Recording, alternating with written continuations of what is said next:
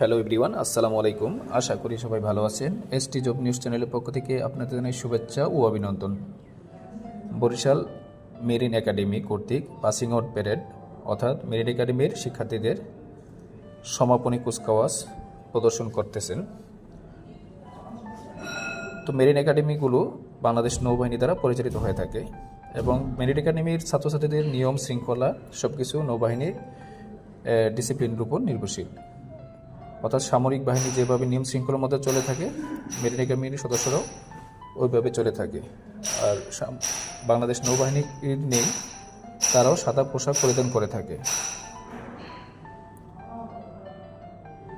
তো marine academy সম্পর্কে যে কোনো ধরনের তথ্য পেতে মেরিন একাডেমির ওয়েবসাইট ভিজিট করুন।